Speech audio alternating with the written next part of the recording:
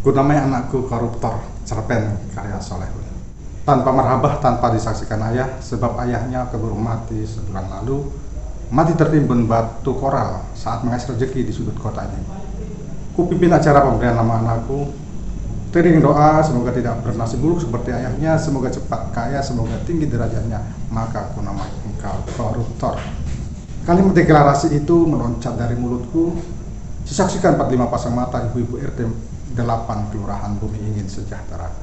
Ditandai makan tewan bersama, diikuti keheranan tanpa ceria, diimbasi gunjingan penuh cerca sesama kaum hawa, tepat 17 langkah dari mulut pintu rumahku.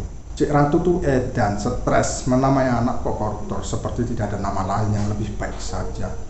Nama kan doa. Selaku orang tua, dia mestinya memberi anaknya nama yang baik. Itu ajaran agama loh, bukan malah menamai anaknya koruptor.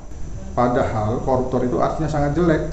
Orang yang melakukan korupsi, orang yang menyelewengkan uang negara untuk kepentingan pribadi atau orang lain. Tega-teganya dia mendoakan anaknya seperti itu.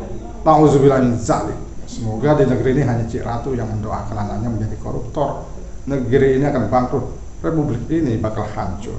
Gunjingan penuh cerca itu terdengar makin liar dan luas seperti virus flu burung. Dalam sekejap gunjingan itu telah merasuk ke seluruh tubuh warga RT 8. Semua menggunjing di jalan, di warung, di beranda rumah, di depan pagar sekolah, bahkan di majelis taklim. Ibarat anjing menggonggong, kafilah tetap berlalu. Aku diam dan tidak peduli. Aku tak mau berbantah soal gunjingan itu.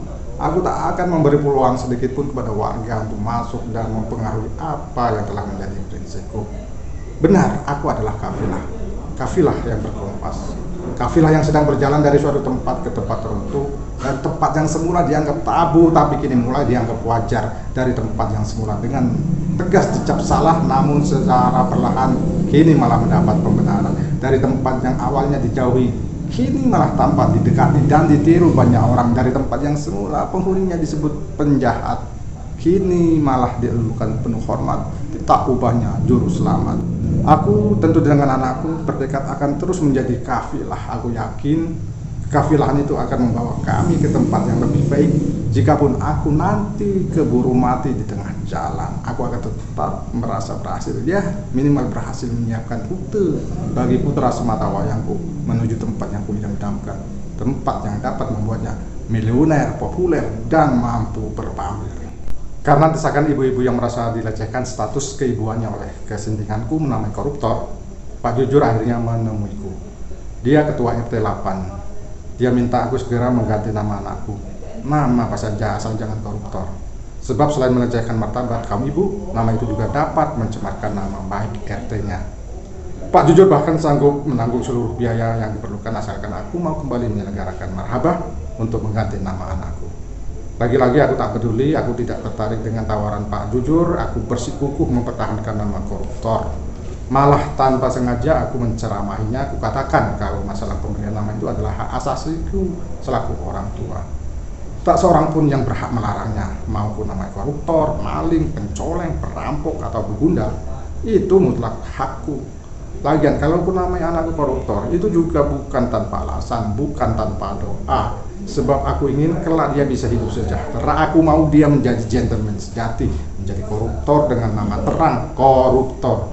Tidak seperti koruptor kebanyakan yang selalu berlindung di balik nama baik dan beribu ke pura-pura. Pak Jujur rupanya kesal dengan kebandelanku. Dia lantas mengancam akan mengusirku dari RT yang jadi wilayah kekuasaannya. Aku tak gentar. Aku malah balik mengancam. Aku katakan, jika sampai diusir, aku akan membongkar seluruh kasus ketidakjujuran selama ini. Aku pun siap menanggung segala resiko yang bakal diterima akibat keberanianku membongkar ketidakjujurannya. Selama 5 tahun menjadi warganya, aku telah kenal betul kelakuan Pak RT ini. Namanya saja jujur, tapi perilakunya tidak mencerminkan kejujuran. Saat bagi-bagi raskin misalnya, dia hanya membagikan separuh dari jatah raskin.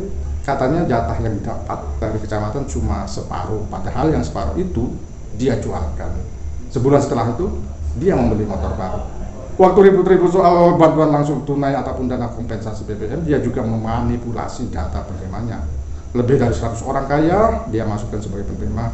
Kompensasinya 50% dari uang bantuan yang diterima mesti disetor padanya. 2 minggu habis pencairan dana bantuan, dia langsung mengkredit mobil baru. Kejujuran Pak Jujur memang hanya tinggal nama.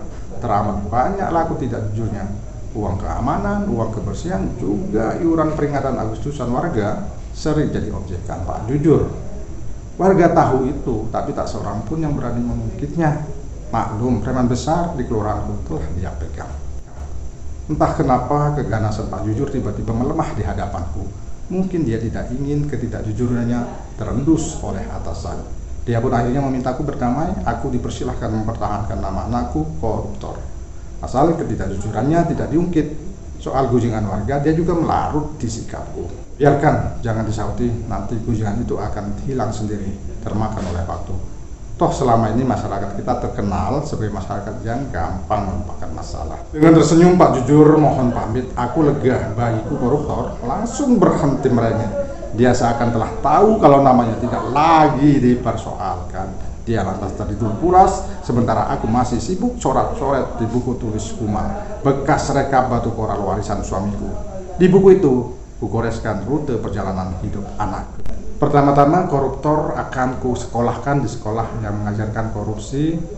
Lalu dengan sekuat tenagaku, dia bakal ku kuliahkan di perguruan tinggi yang memiliki tradisi dan kurikulum korupsi. Biar mantap ilmu korupsinya, dia akan kusuruh mengabdi pada tokoh-tokoh korupsi. Terakhir, dia akan kuarahkan bisa bekerja di instansi yang basah, biar bisa leluasa korupsi.